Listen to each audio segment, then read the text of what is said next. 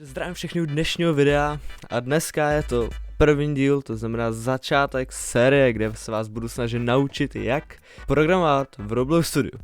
Předtím než začneme, tak jenom chci tady říct pár informací o tom kanále, protože tady to je první video tady na tom kanále, takže pokud to někoho nezajímá, tak skipněte tady na ten čas. No a asi bych začal rovnou tím, že co tady na tom kanále můžete čekat. Chci tady rozjet dvě hlavní série, což bude první základní vlastně programování v Robloxu, úplně jako základy, a potom série, kde bude pokročilý skriptování v Robloxu, a to prostě budou už pokročilejší věci, které se vám ale budou už jakoby víc hodit vlastně při vytváření různých her. Zároveň do toho tady bude třeba nějaká minisérie, kde třeba budeme vytvářet nějakou minihru, nebo třeba budu přetvářet nějakou populární hru, abyste viděli progres, prostě jak vypadá celkový programování nějaký hry. A do toho jsem měl v plánu ještě dělat nějaký prostě normální content videa, třeba typu prostě dělám hru do 24 hodin, takže to prostě bude taky tady namíchaný, ale nejvíce asi budu držet hlavně těch tutoriálů, protože je to důležitý. Důležitý říkám z toho důvodu, protože mi přijde, že na české scéně je strašně málo tutoriálů o programování. Jakože extrémně málo, a když už se nějaký najde, tak bych řekl, že je tak jako divně vysvětlený a takovej hodně nepochopitelný. Takže to se budu snažit napravit, samozřejmě každému vyhovuje vysvětlování jako jinak, takže to bude nějak těžký vysvětlit všem, ale budu se snažit to absolutně celý vysvětlit, co umím. Takový fun fact tady k tomu, před 5 lety jsem natáčel na kanál scriptblocks.cz, nebo robloxscript.cz, teď si myslím, jak se přesně jmenoval, ale na něj jsem natáčel a tam mi lidi psali, docela dost lidí mi to psalo, že to od jedinýho mě pochopili, takže doufám, že tady ty moje vysvětlovací skilly zůstaly doteď a doufám, že to pochopíte stejně dobře i teď. Ale každopádně bohužel nenatáčím na ten starý kanál, protože jsem od něho ztratil heslo, takže jsem si musel otevřít novej, ale doufám, že vám to prostě vysvětlím dobře. Tak a ještě poslední věc, abych to moc rychle nezdržoval. Pokud něco nebudete chápat, nebo budete mít nápad na nějaký video nebo cokoliv, tak samozřejmě určitě napište do komentářů, anebo mnohem lepší varianta je v popisku videa budete mít odkaz na Discord kanál, kde samozřejmě budou i jiní lidi, kteří vám budou moct pomoct, takže se určitě spíš doporučuji připojit do toho Discord serveru, protože i na Discordu jsem mnohem aktivnější, takže je větší šance, že vám třeba na něco odpovím.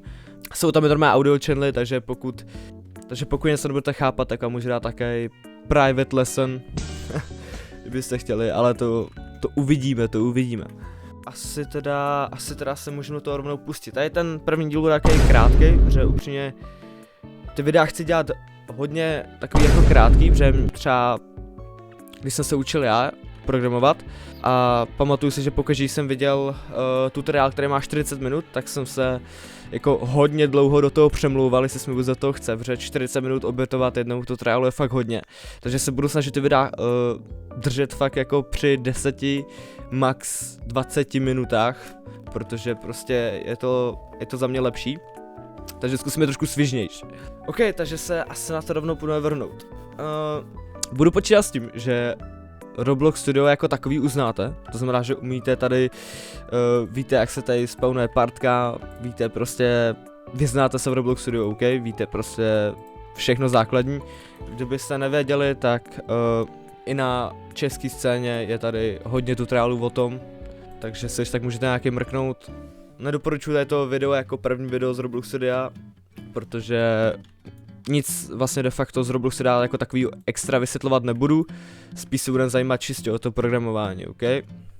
No, takže pokaždé, když chcete něco naprogramovat, nebo chcete prostě něco udělat, aby se hejbalo třeba, tak první, čím musíte začít, tak je, že si někam vložíte skript. Když si tady vyhledáme skript, tak už vidíme, že tady máme 3 varianty skriptu. Máme tady script, máme tady local script a máme tady module script. Module script zatím vynecháme, protože ten je za mě na začátek dost těžký na pochopení a zaměřím se jenom na script a local script. Teď zkusím vám vysvětlit rozdíl mezi těma dvouma skriptama ale pokud to nepochopíte, tak se nemusíte bát, si myslím, že časem to pochopíte, protože na začátek tady to bude tak, si myslím, docela dost jako těžký na pochopení, když nemáte ještě žádnou praxi, nebo jak to říct. Ale skript jako takovej je de facto server script. Představte si, jako kdyby místo script se to jmenovalo server script. To znamená, že je to serverový skript. Local script, jak už z názvu vyplývá, je lokální skript. Co to znamená? To znamená, že pokud bychom tady do toho local scriptu napsali, že pokud se stiskne tohle tlačítko, tak se spawne zelený blok. To znamená, že jedině ten hráč, který by na to tlačítko kliknul, tak by viděl ten zelený blok. Ostatní hráči v té hře by ten zelený blok neviděli, nemohli s ním pohybovat a de facto by pro ně neexistoval. De facto všechno, co napíšete do toho skriptu, se stane jenom tomu, na koho je to mířenýho, jenom pro jednoho hráče. Samozřejmě může se to stát i pro všechny hráče, ale oddílně. To znamená, pokud se všem hráčům spawne jeden zelený blok, tak všichni ho uvidí jinak. Pokud hráč 1 s ním hejbne někam, tak hráč 2 ten blok pořád uvidí na stejném místě, na kterém ho viděl pořád. Jestli rozumíte. A server script samozřejmě na rozdíl od toho, cokoliv co napíšete do server scriptu, tak se stane pro všechny hráče. To znamená, pokud byste tam napsali třeba, pokud se klikne na tady to tlačítko, tak se spawne zelený blok. Tak pokud jakýkoliv hráč klikne na to tlačítko, tak se spawne blok a uvidí ho úplně všichni. Všichni si budou moct stejně pohybovat, všichni si budou moct stejně manipulovat. Prostě bude to blok pro všechny hráče, jeden. Local script bude de facto pro každýho hráče jiný blok. Samozřejmě tady to neplatí jenom na bloky, jo? Aby to je takový příklad, si myslím docela dobrý, abyste pochopili, že lokální skript prostě funguje lokálně, to znamená jenom pro hráče jednoho nebo může být teoreticky pro víc vybraných hráčů a skript prostě funguje jako pro celý server, pro prostě všechny hráče. Pokud jste to úplně nepochopili, tak neváhejte, budete mít ještě hodně času to pochopit v budoucnu, ok? No ale my pojďme už rovnou na nějaký to kódováníčko, protože to je proč se tady. Takže začneme normálním skriptem, teďka to nebudeme nějak hrotit ze začátku, začneme normálním skriptem. Takže když sem přidáme skript, tak tady to je kam budeme psát kód, ok? Jak říkám, pokud něco nebudete vůbec chápat, tak nejlepší samozřejmě je, když to někomu můžu vysvětlit osobně, to znamená, že se nebojte přidat na ten Discord server a klidně mi napište, že nechápete tohle, já vám to zkusím co nejlíp vysvětlit a ukázat. Takže, de facto jakýkoliv skript, který sem přidáme, tak si všimneme, že pokud budeme mít tady to základní lineu, pošleme tam lineu. Tady ten základní řádek, to je takhle v každém skriptu, když sem přidáme třeba local script, sem dáme, tak vidíme, zase máme print hello world. Tady to je de facto, máme tady hodně takzvaných built-in funkcí, nebo prostě vystavených funkcí. Print je jedna z nich. Co print dělá? Tady ty built-in funkce si musíte de facto zapamatovat na vzpomněť, ale není to nic těžkého, jako za chvilku už budete mít v ruce. Není tady jako nějak ani extra hodně a de facto budete používat třeba 20 jakoby základních, jo? Nebude to nic těžkého, nebojte. Ale máme tady print a v závorkách máme hello world. What? Hello world. Když se teďka spustíme hru, dáme jenom run, tak si všimneme, že nám to tady do outputu nebo taky konzole napsalo hello world.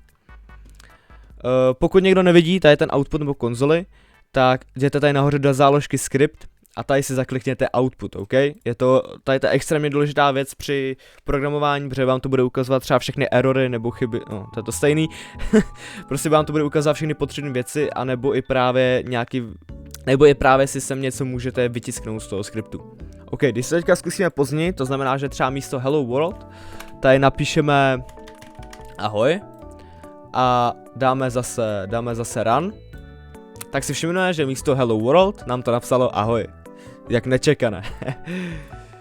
Tady ta funkce print se potom bude extrémně hodit na různé věci, ale teď asi z začátku vám nějak extra k ničemu nebude, ale budeme se na ní učit základy, ok? Takže je to důležitý. Když si všimnete, tak ten text ahoj je napsaný tady v těch úvozovkách. Pokud bychom ty úvozovky odebrali, tak za první se nám to potrhne červeně, nebo oranžově teda, a to znamená, že je to špatně. Když dáme run, tak nám to napíše nil. OK? Pokud se nemýlím, tak dřív to psalo dokonce i error, jakože nám tady červeně vyjel error, teď to píše nil, ale to je de facto jako úplně to stejné, jak kdyby vám to napsalo error prostě. Proč to musí být v úvozovkách, ok? To je docela těžká věc na pochopení a většinou to je úplný začátek konce, nebo abych to měl nazvat. Takže, v Roblox Studiu máme několik typů jakoby dat. Máme tady nové čísla, když si všimnete, když napíšeme jakýkoliv číslo, tak nám to napíše oranžově, protože Roblox poznává, že to je číslo. Když tady do printu napíšeme číslo, to znamená print 15, tak se stane to, že nám to sem actually napíše 15. Takže proč teda text musí být v úvozovkách a čísla nemusí? No, jakoby, když si tu 15 dáme do úvozovek, tak nám to napíše úplně to stejný, 15. Jenom s tím rozdílem, že, teďka jsem trochu přeskočil, ok? Máme tady, vrátím se zpátky, máme tady teda čísla, potom tady máme takzvaný boolean, máme tady takzvaný boolean, což je true nebo false. To de facto znamená pravda nebo lež, nebo pravda nebo nepravda. A potom tady právě máme text. Text v Roblox Studiu musí být pokaždý v úzovkách. Pokud chcete jakoby vyloženě mít text, tak musíte jakýkoliv text v Roblox Studiu, nebo v Lue de facto, tak musíte mít tady v těch úvozovkách. Čísla nemusí být v úvozovkách, protože jsou mé čísla, tady de facto jinak Roblox Studio ani chápat nemůže. Ale text pokaždý musí být v úzovkách. Tady jsou de facto 3 hlavní vlastně typy jakoby hodnot v Roblox Studio, s kterými budete pracovat. To znamená, že pokud se napíšeme cokoliv v úvozovkách, tak tam to vytiskne ten text. Pokud se napíšeme v úvozovkách jakoby číslo, tak Roblox Studio teď tady to bere jako text. To znamená, že tady s tím číslem teďka de facto, pokud by se chtěli něco počítat, to tak nemůžete. To znamená, že čísla se skoro pokaždý píšou bez úvozovek. To znamená, že 15. Pokud teď tady do té závorky dáme 15 třeba plus 10, tak zjistíme, že výsledek bude 25. Nebude to 15 plus 10. Protože pracujeme s číslama, takže automaticky tady funguje matematika, to znamená, že automaticky to vypočítá. To stejný, pokud tady dáme 15 minus 10, tak nám vyjde 5. Víte, napsal nám to 5. Pokud tady dáme 15 děleno 10, tak to bude zajímavý výsledek. Jo, nebude 1,5, neumím počítat. A zároveň samozřejmě tady můžeme dát i krát, to znamená 15 krát 10, to je 150. Yes, paráda. Domácí kalkulačka. Takže teď jedna velká důležitá věc. Proč nemůžeme napsat prostě jednoduše ahoj? Je to kvůli tomu, že Roblox Studio, když napíšete ahoj bez úvozovek, to znamená jako, že nemyslíte text, tak ono to hledá nějakou vlastně právě tu proměnou, neboli variable, s názvem ahoj. Co je to proměnná neboli variable? To je tohle, OK? Já to tady napsal, protože je jednodušší to vysvětlovat, když to máme napsaný. Pokud chceme udělat proměnnou neboli variable, tak musíme pokaždý napsat, 90% případů musíme napsat local, pak jméno té proměny a co se to rovná. Abyste to líp pochopili, tak to trošku přepíšeme. Takže napíšeme si tady local, cena se bude rovnat 35. To znamená, že kdekoliv, kde teď použijeme cena, to znamená, že když dáme print, cena, najednou jak vidíte, tak nám to nepodtrhne, protože to našlo. Když na to klikneme na tu cena, tak nám to ukáže, jakože ono to ví, že myslíme tady tu cenu nahoře. Tak kdekoliv teďka napíšeme cena, tak se to bude rovnat 35. Představte si vlastně tady ty proměny nebo variables jako takovej box s názvem, jakoby, ve kterém jsou ukrytý nějaký data.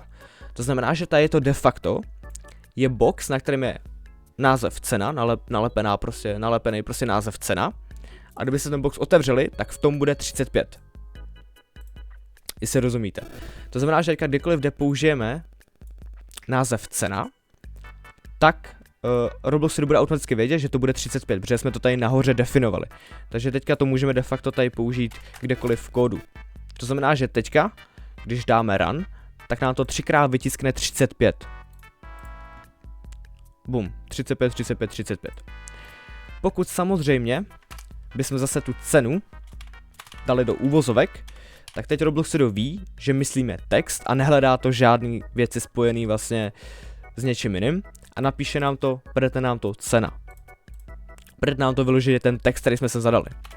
Samozřejmě, my můžeme, tady do té variable se může rovnat skoro, ta proměna se může rovnat skoro cokoliv. To znamená, že třeba jestli ten název té proměny změníme na třeba jméno, teďka vidíme, že cena se nám potrhla oranžově, protože už to nemůže najít nic s jménem cena, protože jsme změnili jméno title na jméno. Takže, ale to je jedno. Pokud si dáme jméno, se bude rovnat, teď zase tady ty úvozovky, protože chceme text, a třeba Scriptino. A teď tady to prohodíme za nově pojmenovanou proměnou, neboli variable, tak zjistíme, že nám to teď vytiskne Scriptino. Bum, bum, bum. Což je přímo paráda. Ještě taková jedna zajímavá věc, pokud si tady dáme třeba číslo 1 se bude rovnat 15, vytvoříme si teďka druhou variable, to znamená, že local, číslo 2 se bude rovnat třeba 5. A teď si tady do printu napíšeme číslo 1 plus číslo 2, tak de facto v překladu, dá se říct, to znamená 15 plus 5. Jo?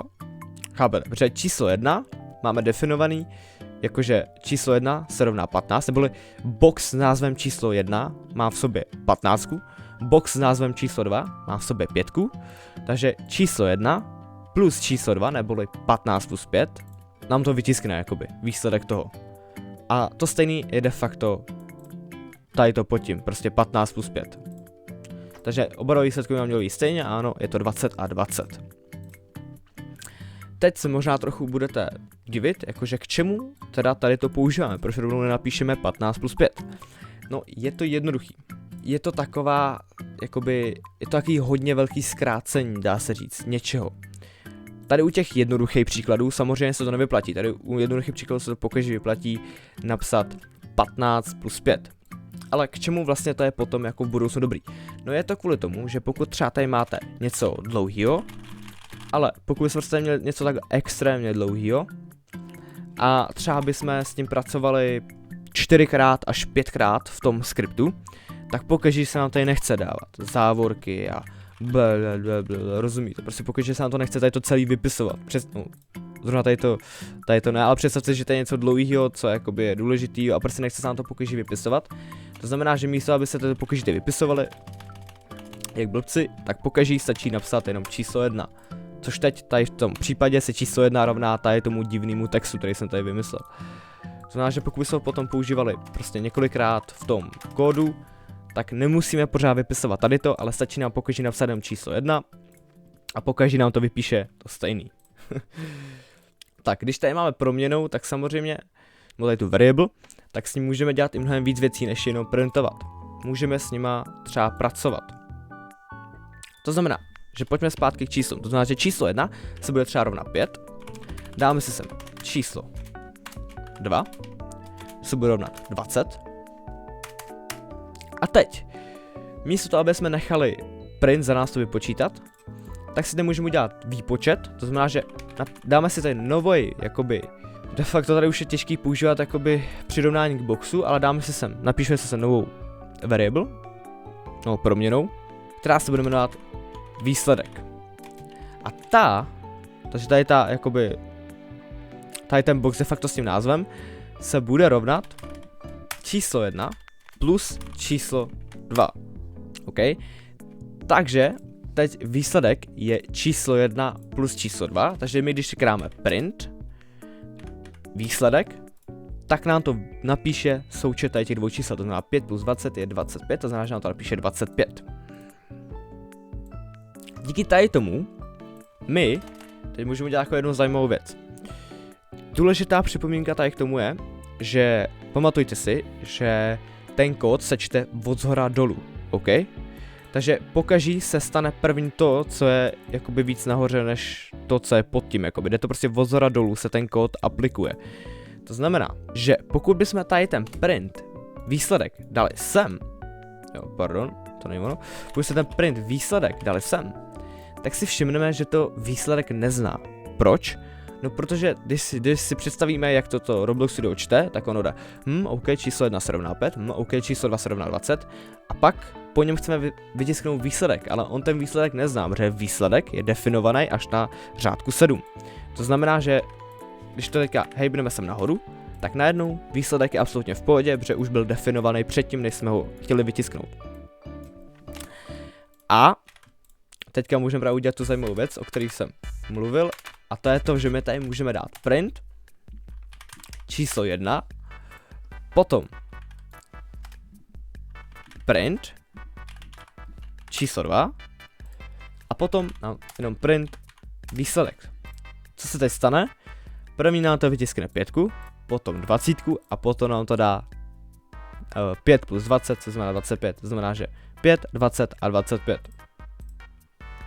No, tady ty začátky jsou absolutně nejtěžší na vysvětlení, protože prostě musíte pochopit strašně moc extrémně důležitých věcí.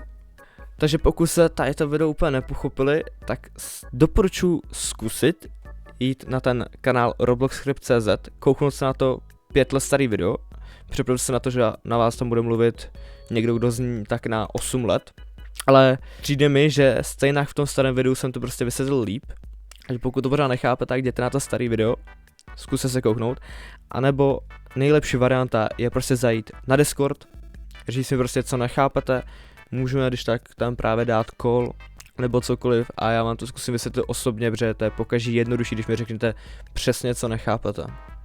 Doufám, že se vám tady to video líbilo a doufám, že tady se mnou budete třeba až do konce té série, protože samozřejmě můj úkol je z vás udělat co nejlepšího programátora, takže doufám, že tady budete až do konce té série, doufám, že vám tady to video pomohlo, no a já se na vás budu těšit u dalšího videa, zatím čes!